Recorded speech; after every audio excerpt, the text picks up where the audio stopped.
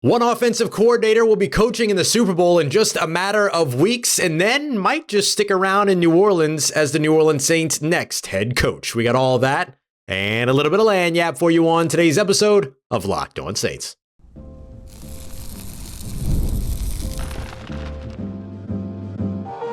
You are Locked On Saints, your daily New Orleans Saints podcast. Part of the Locked On Podcast Network, your team every day. What is good, Who Dat Nation and Who Dat family? I am your host, your friend, Ross Jackson, New Orleans native, your New Orleans Saints expert and credentialed member of the media covering those New Orleans Saints as a Saints beat writer over at LouisianaSports.net and Saints analyst with WWL TV. And on today's episode of Locked On Saints, the Saints are in for an awkward reunion in 2025. We'll take a look at the New Orleans Saints exiting offensive coordinator Klint Kubiak and what it could say about the team's ongoing head coaching search. And speaking of, the New Orleans Saints are expected to head to Philadelphia to visit with Philadelphia Eagles offensive coordinator Kellen Moore, who could go from coaching in a Super Bowl to coaching the New Orleans Saints in a matter of weeks. We got all that and much more for you on today's episode of Locked On Saints. We appreciate you, whether it's your first time or your next time, for making us your first listen and for being an everydayer here on the show, which is a proud part of the Locked On Podcast Network, your team every day. Super Bowl 59 is here, and there is no better way to make every play more exciting than with the FanDuel Sportsbook app. New customers can put down just $5, and if you win, you get your shot at $200 in bonus bets. Just download the app or head to FanDuel.com today to get started. The New Orleans Saints could be looking at their next head coach in just a matter of days, as they're expected to fly to Philadelphia to visit and interview in person offensive coordinator for the Philadelphia Eagles, Kellen Moore. Kellen Moore is a candidate for the New Orleans Saints that has held on to his interview, it sounds like, according to Ian Rappaport over at NFL Network, which is good news for the New Orleans Saints, who just about 24 hours before I'm recording this ended up watching Joe Brady, the Buffalo Bills offensive coordinator, who will not be advancing to this year's Super Bowl, step away and withdraw from consideration for the New Orleans Saints head coaching job. Now, we'll see if the Buffalo loss changes his mind at all, but I highly doubt that. When it comes to Kellen Moore, his connection to Philly is pretty fleeting, right? He's in a situation to where he was in Dallas in a couple of years, became a really strong head coaching candidate during his time there, then went over to the Los Angeles Chargers. Things didn't work out so great there, but you got to wonder with the Los Angeles Chargers, how much of that was really about Brandon Staley versus anything else. They ended up moving on from that entire coaching staff last season and then bringing in one of the Harbaugh brothers to kind of get things kind of back up and running, and then made a playoff run over there in the AFC West as well. Now, having spent this season with the Philadelphia Eagles, is getting back on those head coaching sort of radars. Now, Kellen Moore is the guy that doesn't necessarily have the fiery personality that we might feel like, and certainly I feel like the New Orleans Saints are in need of as they kind of walk into this new era. But it's easy to see why the New Orleans Saints might like him, even if he lacks a little bit of that intensity, that ferocity, that attitude, that swagger, all of those things. At least I don't get the sense that he packs all of that stuff in what we've seen from him, but maybe in a head coaching position, you begin to see that. Here's what is riding on behalf of Kellen Moore with the Philadelphia Eagles. However, the Philadelphia Eagles 2024 offense, remember, kind of saw a nosedive at the end of last season, led to and then both actually coordinators ended up being ousted during their time over there. Brian Johnson, of course, at the time was the offensive coordinator, but Kellen Moore ends up stepping in, and then they finish the season as the number 7 scoring offense, the number 8 total yards offense, the number 29 passing offense, but they were number 12 in passing touchdowns, and the number 2 rushing offense, where they were also number 2 in rushing touchdowns across the league as well. Fewest passing attempts in the NFL in 2024, but the most rushing attempts in the NFL by nearly 70 rushing attempts, 621. The next highest is Baltimore at 554. So this is a very run-heavy offense, which is very different than another candidate that the New Orleans Saints are expected to at least try to visit with at some point this week. Mike McCarthy, former Dallas Cowboys head coach, former Green Bay Packers head coach, very pass-heavy offense when it comes to McCarthy. So the Saints kind of looking at every realm of possibility here in terms of what the offenses are. If you ask me, in today's NFL, you have to have a really good rushing offense. So I can see the appeal to the things that Kellen Moore can do. You might ask yourself, though, hey, you still got to be able to throw the football. Passing is king in the NFL and stuff like that. But I want to run this by you because this was really interesting for me to find during my research. Let me list off the 8 teams that threw the ball the fewest amount of times in 2024. Ready? Philadelphia Eagles, as we mentioned, Baltimore Ravens, Green Bay Packers, Pittsburgh Steelers, Los Angeles Chargers, Indianapolis Colts, Buffalo Bills, Washington Commanders. Of the 8 teams that threw the football the least in the NFL, 7 of them were playoff teams, and 3 of them were still playing this weekend in the championship games. Now let me read the 8 teams that that did throw the football more than anybody else in the league. Ready? Cleveland Browns, Cincinnati Bengals, Dallas Cowboys, Las Vegas Raiders, New York Jets, Kansas City Chiefs, Seattle Seahawks, Miami Dolphins. One of those teams was a playoff team, the Kansas City Chiefs, who are now on their way to yet another Super Bowl, trying to get the three-peat done over in Kansas City. So just a little interesting tidbit there. And look, this isn't a Mike Vrabel, the more you run the football, the more likely you are to win games kind of a causation versus correlation kind of answer. You look at each of those teams, the Philadelphia Eagles, the Baltimore Ravens, and so on. Those are teams that are predicated their offenses on the run game. That is what they do. It's not that they had some leads and then eventually ran the football. If you look at Philadelphia's 2024, even in games where they didn't run the ball very well, which happened in one game really, and that was the Week 18 matchup between the Philadelphia Eagles and the New York Giants, which the Eagles still won 20-13. That was the one and only game this year in which they had not run for over 100 rushing yards. 16 of 17 games did the Philadelphia Eagles run for at least 113 rushing yards. They also had several games that were 3 games that were above 250, 1 game over 300 rushing yards throughout that time as well. And then they just hung 55 on the Washington Commanders as well. So pretty impressive performances for the Philadelphia Eagles. And of course, that is one of the reasons why people and the New Orleans Saints are very into the idea of Kellen Moore. My one question mark still remains, does he have the fire? Does he have the intensity?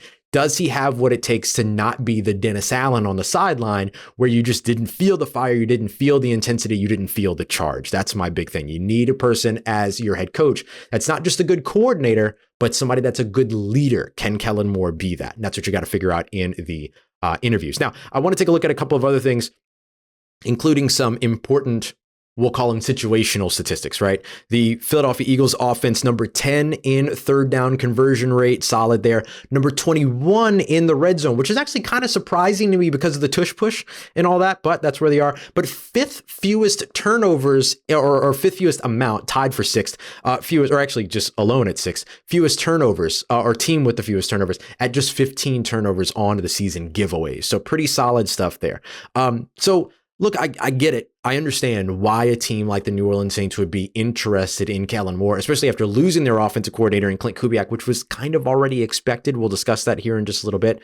But the thing that I need to know is, does he have that leadership quality? Does he have that alpha mentality? Because that's what I feel like this New Orleans Saints team needs. But New Orleans will fly to Philadelphia to get a better understanding of that. And it sounds like that's going to happen today on Monday. Remember, real quick, if Kellen Moore is offered and accepts the position because his team, the Philadelphia Eagles, are playing in the Super Bowl, the deal cannot become official until after the Super Bowl has concluded. So you might see a report that's like the New Orleans Saints are expected to hire Kellen Moore as their next head coach, but things won't become official until after the Super Bowl. If that happens, don't worry. That's exactly what happened with Klint Kubiak last year, who's at the time San Francisco 49ers were competing in the Super Bowl. So this is something that we've seen in New Orleans before. Nothing to be worried about there. Speaking of Klint Kubiak on his way out as the New Orleans Saints offensive coordinator, headed to the Seattle Seahawks. Let me tell you what I think it means about the New Orleans Saints ongoing head coaching search next as we continue on with today's episode of Locked On Saints,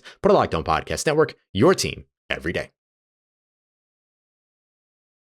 Today's episode of Locked On Saints is brought to you by friends over at LinkedIn Jobs, the number one place that you should be going to hire if you are a small business, because you know that when you're a small business, your day does not end just because the clock hits 5, right? Your day might be over, but the mind continues to stay on the business. That's why small business owners love LinkedIn, because when you clock out, LinkedIn clocks in. They're still making sure that you're getting your jobs that you might be hiring out in front of the candidates that are looking for a job just like yours. Your job might be their dream job. And so that's what LinkedIn is here to do, to make sure that it's getting in front of the right eyes. 72% of small business owners say that LinkedIn helped them find high quality hires, not just high quality candidates, not just warm bodies to hire, high quality hires. That's why you as a small business owner should be checking out LinkedIn today. You can post your job for free at linkedin.com/lockedonnfl. That's linkedin.com/lockedonnfl to post your job for free.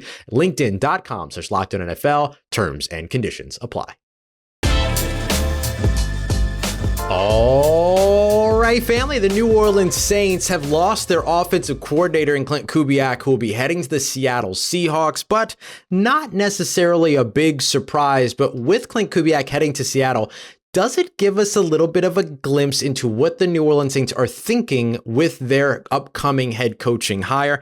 I'll tell you that I don't think that it's super indicative of who the New Orleans Saints will hire, i.e. the Saints losing Klint Kubiak isn't going to make them go and get an offensive-minded head coach, but it does move the offensive-minded head coaches potentially up the board a little bit.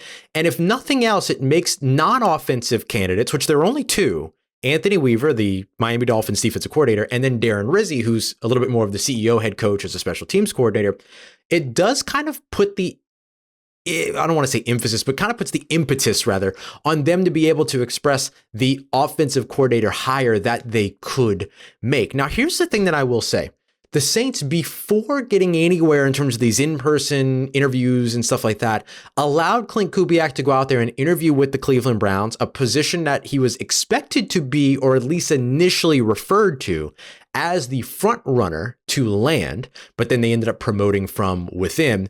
And then he did 2 interviews with the Seattle Seahawks. I believe the first interview came before the New Orleans Saints even began doing in-person interviews, period. Certainly the second interview came after the Saints only did an in-person interview with Darren Rizzi, if I have my timeline correct. And so for New Orleans, what I will say is that it's clear that these candidates that they have for head coach were already in mind when they were kind of coming to terms with a potential expectation that Klint Kubiak would be heading somewhere else. Remember, we did a show a couple of weeks ago here talking about how the New Orleans Saints weren't just going to be hiring a new head coach, but that they were going to be looking for a new defensive coordinator, that they were likely to be looking for a new offensive coordinator because it looked like Klint Kubiak was on his way out the door. In fact, was already maybe 1 foot out the door. And then are likely to be hiring a new special teams coordinator, assuming that Darren Rizzi does not get the interim head coach job, the full-time head coach job promoted from the interim head coach job, because if an interim doesn't get the full-time job, they don't stick around with the organization that they were the interim with, they move on. Anything outside of that would be very, very, very much against the norm. So for New Orleans, not only are they looking for a new head coach, but likely looking for a new special teams coordinator, depending upon their hire, and certainly will be looking for new offensive coordinators and new defensive coordinators, which could be handled based upon who you hired head coach. You hire an Anthony Weaver at head coach, you get your defensive coordinator potentially with that, or your defensive play caller at least. You hire a Kellen Moore, you get your offensive play caller, right? So I think what the Kubiak move tells us is that the Saints are either going to hire an offensive head coach, or that they like the options that Anthony Weaver and Darren Rizzi present for what the offensive minds could be if they were to get the job. So that's what I think this means. I don't think this necessarily means that the Saints are definitely going to hire one of their offensive-minded head coach candidates, which, by the way, includes Mike Kafka, the offensive coordinator and assistant head coach of the New York Giants. It includes Kellen Moore of the Philadelphia Eagles, and then would also include Cliff Kingsbury of the Washington Commanders, who is soon to make his decision about his potential options. Now that the Commander season is over, the Eagles winning and moving on means that the Commander season is now done. So Kingsbury, is now in the situation that he was looking for in order to say, yes, I do want to take some of these head coaching offers, or interviews, which only the Saints are left, or no, I don't. I want to stay here. So that will be a part of his decision. And then the other offensive mind that could potentially be in consideration for New Orleans would be Mike McCarthy. Should he take the interview with New Orleans, and should New Orleans want to do the interview with him? I'll remind you of Nick Underhill's report that I referenced in yesterday's episode from New Orleans.football, where he said that the Saints effectively wanted to interview Kellen Moore before they moved on to Mike McCarthy. This matches what our theory was, not a sources thing, but just our theory here on the show that we discussed weeks ago about the idea that, yeah, you can bring Mike McCarthy in as an interview in person immediately, but you're probably going to wait because you've already got people that are already a part of this process. You want to get to the in-person interview process with all of them first and then see Mike McCarthy, so you're not seen as putting Mike McCarthy ahead of those interviews. The optics of that wouldn't have been great. Not that optics have necessarily been on the side of New Orleans here recently, especially with the Joe Brady backing out situation, but that was outside of the New Orleans Saints' control. This, in terms of how you prioritize your candidates and all those other things, letting the people that entered the process first finish the process first, and then moving on to the guy that entered the process last is the right thing to do, especially because you're not in a race against anybody, right? It's not like anybody's going to be hiring it's not like anybody's going to be hiring McCarthy when there's no job available and there's not a job for McCarthy to go back to. The only thing that McCarthy could potentially do is say, no, I'm not interested in New Orleans. I want to go do TV or something. And then we can have that discussion. We can cross that bridge if and when the Saints get there. But the hiring of Klint Kubiak to the Seattle Seahawks, I think, has more to do with the fact that the Saints were ready to move on from that situation. I understand that the New Orleans Saints were dealing with injuries on the offensive side, especially throughout the 2024 season, but finishing the year as the number 24 scoring offense, the number 21 total yards offense, the number 23 passing offense, despite being 16th in the NFL in passing attempts. So it's not the Philadelphia Eagles situation to where you were one of the lowest passing yards producers, but you were also the lowest passing team in the NFL at all. It's a very different situation. And then the Saints were number 14 in the run, but were number 21 in terms of attempts because of how often they were playing from behind. They were also number 28 in third down conversion percentage. They were number 11 in red zone percentage, which is good. And they were also number 11 in turnovers, having turned the ball over in terms of giveaways only 19 times throughout the season. So with all of that in consideration, I could see the Saints kind of going, you know what, didn't get necessarily what they wanted from Klint Kubiak. Now all of a sudden the head coach that hired him is gone. Going to be bringing in a new head coach. Probably better to just kind of go back to the studs on this in terms of what the top of your coaching roster looks like and hire all fresh. And that's what New Orleans is going to be in the situation to do now. They will have a new offensive coordinator. They will have a new defensive coordinator. They will have a new head coach. And at most, the one thing that might carry over is if they promote Darren Rizzi from interim to the full-time role, then they'll have the same special teams coordinator. And out of their defensive coordinator from last year that they ended the season with, and the way that things ended on the offensive side in terms of the offensive coordinator, and not that there's an option there anymore anyway, and then the special teams coordinator side, if there's any one of those three coordinators you want to keep around, it's the special teams one. So I think that might be a big thing that you can see New Orleans do. And then even if Darren Rizzi leaves, I would expect Phil Galliano, the assistant special teams coach, who's been with Rizzi for a long time since being here in New Orleans. I would expect him to be a guy that absolutely gets an opportunity to interview and potentially even land that special teams coordinator role. What I think this also tells you is that the Saints have sort of made it a little bit easier for their candidate base in terms of, hey, if you have not just if you bring in the things that they're looking for in a candidate, but if you also bring with you a solid coaching staff, then things become really interesting. Mike Kafka, for instance, the New York Giants candidate, or the candidate from the New York Giants, who's going to be here in Mobile this week coaching one of the teams for the Senior Bowl, he would be able to bring a guy like Eric Bieniemy along with him. He would be able to, as an offensive coordinator, somebody that he's worked with in Kansas City before. He'd be able to bring, in fact, it's already been reported that he would consider bringing Wink Martindale as a defensive coordinator along with him. So now all of a sudden for these candidates, it's not just who are you, it's who are you and who are your friends? that you'd be bringing here to New Orleans with you. And so it becomes another way of delineating the best candidate for the New Orleans Saints. So really interesting situation to be in here for New Orleans as they look at their final candidate base, which will now include Kellen Moore and is expected to potentially include guys like Mike McCarthy and maybe Cliff Kingsbury if he decides to leave that Washington situation. But the person that won't be here next year is Klint Kubiak, who's headed to the Seattle Seahawks. Opens up more opportunities for New Orleans to continue to completely change what it is that they're doing. Going into 2025. Coming up next, the New Orleans Saints will be traveling to the Chicago Bears during the 2025 regular season, and they're in for an awkward reunion in the process. We got that coming up for you next as we continue on with today's episode of Locked On Saints, part of the Locked On Podcast Network, your team every day.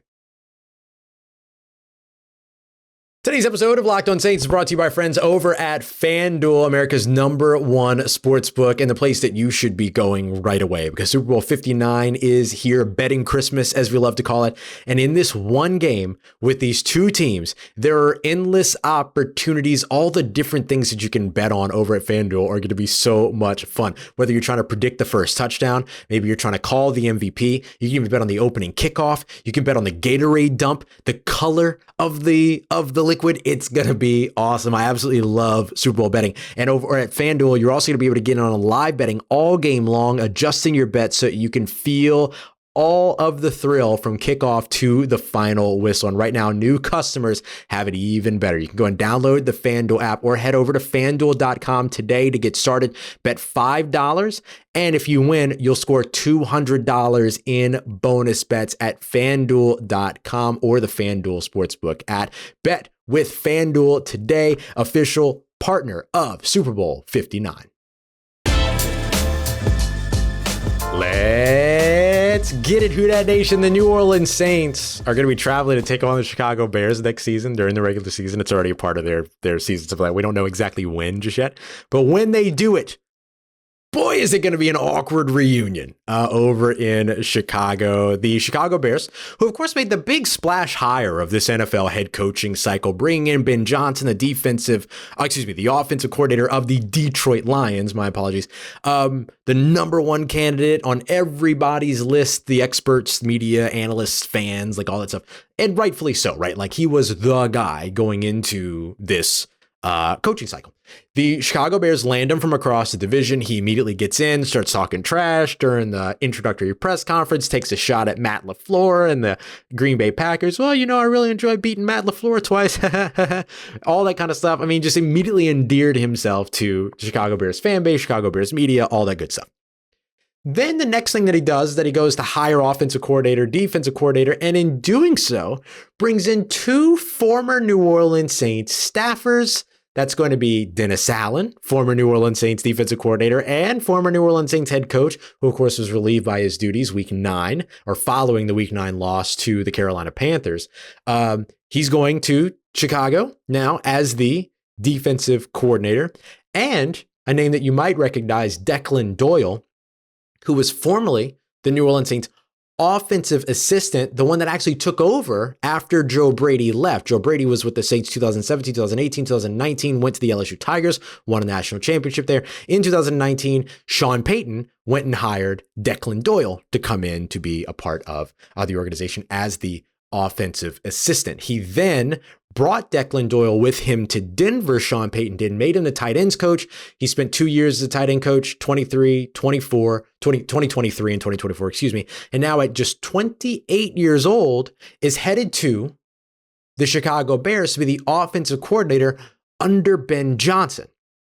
Really interesting hire there and a great opportunity for Declan Doyle, who is going to be, now that he's with Ben Johnson, a name that everyone's going to be watching from around the NFL and coaching circles and stuff like that to see what does this guy learn with Ben Johnson, and could he potentially be looking at a play caller opportunity in the next handful of years and then potentially climbing the ladder as somebody that becomes potentially more desirable than even that. So not a bad setup for Declan Doyle. But for the New Orleans Saints, it gets a little bit awkward when they show up in Chicago and they see Dennis Allen across the sideline and they're like, hey, man, how's Chicago? You know what I mean? But the thing that's going to be really interesting is we've watched all of this defensive talent leave Dennis Allen's system because there was no role for them or because there wasn't enough snaps available to them, and have gone out and excelled elsewhere, right? Two guys that were here in New Orleans, well, not here in New Orleans, I'm in Mobile, Alabama, but get ready for the Senior Bowl. But two guys that were a part of the New Orleans defense, Trey Hendrickson, the defensive end that they drafted in the third round, that 2017 draft, outstanding draft, and then Zach Bond, who they also drafted in the third round years later. Both of those guys went to other teams and immediately excelled. And this year were two of the 5 finalists for Defensive Player of the Year. Ouch. Ouch. That's got to sting. Now, all of a sudden, Dennis Allen leaves New Orleans. And is he going to follow their same trajectory as being guys that left New Orleans, landed somewhere else, and then ends up excelling? Remember, Dennis Allen's defenses when he was the defensive coordinator were outstanding for New Orleans, especially from 2017 on, kind of pulled them out of the dregs that they were in on the defensive side from 2014 to 2016, some putrid, historically bad defenses during that time. And then all of a sudden, 2017, when Dennis Allen got guys like Marshawn Lattimore and added Marcus Williams, a year later in 2018 in free agency, they add linebacker DeMario Davis, and then bang, all of a sudden, defense was the cornerstone in New Orleans. On that 2017, 2018, 2019 run, the 2020 playoff appearance, defense got them there. And then we didn't really start to see the defense slip in New Orleans until Dennis Allen was hired as the head coach. And then they tried the weird co-defensive coordinator thing, which apparently turned into kind of a big power struggle that never really worked out. Then they abandoned that, redid the entire defensive coaching staff, and then that worked for about a year and 9 weeks. And then we saw the New Orleans Saints defense finish with some not so great numbers here in 2024. Now, I acknowledge that the defense wasn't under Dennis Allen's wing that entire time. They finished the season 19th in points allowed, but finished the season 30th in total yards allowed, 27th in passing yards allowed, at 31st in run defense. But even during Dennis Allen's time, you could see the slippage begin. You could see the downhill trajectory begin all throughout those 9 games that he was coaching and that he was there as the head coach and that he was the defensive coordinator and the defensive architect. And you've seen the run defense get worse and worse and worse each season since he became the head coach and kind of had to start splitting the focus a little bit, right? So can he put together that outstanding defense that he had back in 2017, 2018, 2019, 2020 over in Chicago?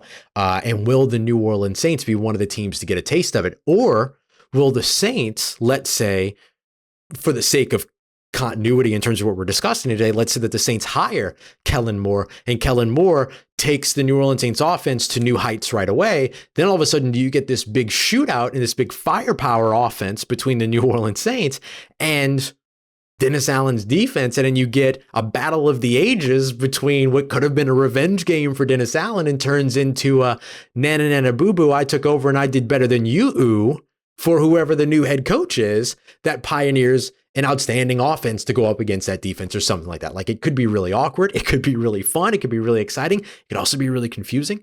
We'll see which way all of it goes, but really, really interesting to see the top head coaching hire be made. And in that head coaching hire, go ahead and hire 2 guys that come from that Sean Payton tree, while the New Orleans Saints are actively, maybe not actively working, but the New Orleans Saints are at least actively being encouraged by their fan base to get away from that Sean Payton